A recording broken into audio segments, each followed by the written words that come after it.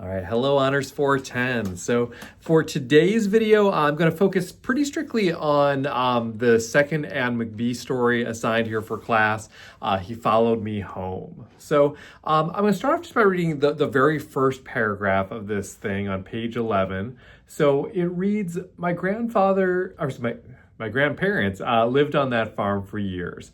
But after my grandfather's death, my grandmother's joy dissolved in grief. The farm is a tomb. Barn and tool shed crumbling, decaying.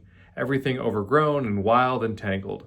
Grandma rented the upper level of the house to tenants who came and went. Some cousins who turned it into a crystal meth lab for a while. A widower who liked to hike the back hills. He had a pet monkey. This was the deep, deep country, and people didn't stay long because of the hard winters. Snowdrifts every year turned the roads into glaciers. Time stopped. And so I wanted to start here just because this is an especially kind of effective paragraph just in establishing a lot of core elements of this story. The reference to the crystal meth lab, I would suggest, gives us a little bit of a sense of something kind of real and gritty to kind of ground what is in some ways kind of a more fantastical story. The widow offers some sort of sense of mourning that I think is also kind of vital to the story. The pet monkey lends a little bit of whimsy, I'd suggest, to this piece. So all of these pieces kind of adding together, and then especially that last sentence there, the idea that time stopped, which I think is kind of important in thinking about some of the major sort of themes and let's kind of direct literal pieces of this story. Carrying forward from there, though, I want to go ahead to page 13. I'm not going to read it, but so the second full paragraph, the one that starts a male figure, just a shadow, this is our first look at Hector. And I'm curious about sort of your first reactions to encountering this character, what we sort of think of him.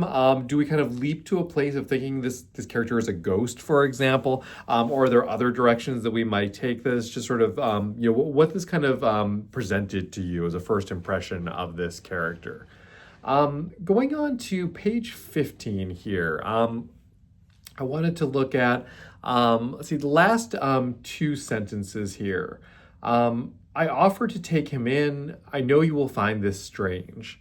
And so I want to kind of call attention to this use of the second person in that one standalone line at the very end of 15. What the impact of that is, a lot of times it's sort of frowned upon in more formal writing, particularly critical writing. Usually the rules are a little bit more flexible with creative writing, but nonetheless, kind of what the impact is of kind of getting a standalone like that, and particularly in second person, the way that it's written.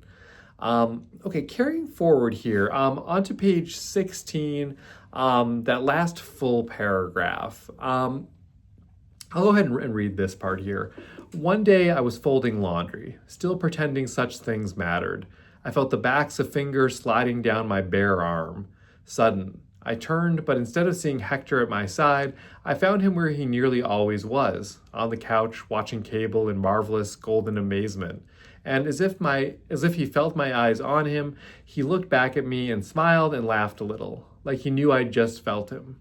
Another time I was at the stove, making some futile dish or another, and a hand weaved itself through my hair. You wouldn't know it now, but I had mounds of long, shiny, curly hair. It was my crown, my mantle. Hector complimented me on it daily, but when I turned around, only an empty kitchen. And so I'm just curious about particularly that line, again, we going back to the second person thing, you wouldn't know it now. What this line sort of tells us in terms of when this story is being told, and again, kind of the impact of that direct address of the reader themselves, what would you sort of make of all of that? Besides this whole situation with Hector, I think that's obviously worthy of some consideration as well. But carrying on, actually, to stick on that theme of just kind of the timing piece of it, on 19, we kind of sharpened that a little bit further in that second to last paragraph. I'll read this as well, it's a shorter one.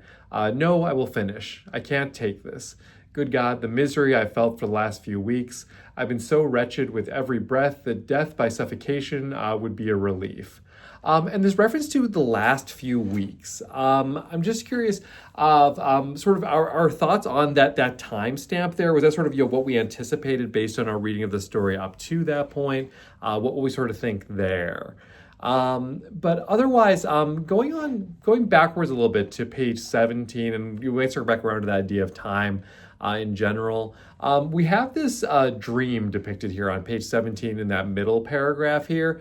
And I'm curious as to, I think we get a little bit more crystallized kind of, what Hector might be or what he might represent in this story. And again, I'm just kind of curious what we sort of think of that, what conclusions we draw based on the kind of the content of this paragraph.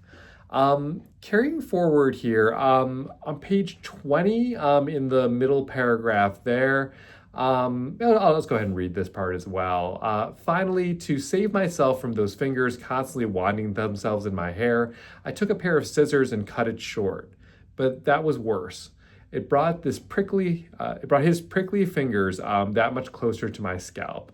So I cut it close and then shaved it off with the butterfly knife, doing a terrible, terrible job, as you may have heard. I took off much more than hair, did I not? As luck would have it, the second I was finished, my mother banged on the door. I thought it was Hector and screeched out, "Go away, just leave me alone. I've got rid of my hair. I got rid of my hair already because of you. Stop torturing me and leave me be, you monster." Most of the rest you know. So this section here, I'm curious just kind of generally what we think of this choice to cut her hair, what that sort of might represent here. And then once again, we get that second person you, who we sort of think that is at this point, and sort of where we sort of place ourselves kind of within this story, what kind of McBee is sort of challenging us to do. More broadly, this also just brings up the question. I already alluded to a couple spots here that kind of hint at kind of the nature of Hector, but I'm curious as to just kind of our bigger picture thoughts on what this character ultimately is, how we sort of understand him, reactions to him, and the story more broadly. Okay, but I'll leave it there. As always, please feel free to go to other aspects of this story as well. I think there's a lot to kind of pull apart. It's certainly an unsettling story, at least that's my read of it. But as always, I'll be interested to hear kind of what you all think as well. But thanks for watching, and I'll catch you next time.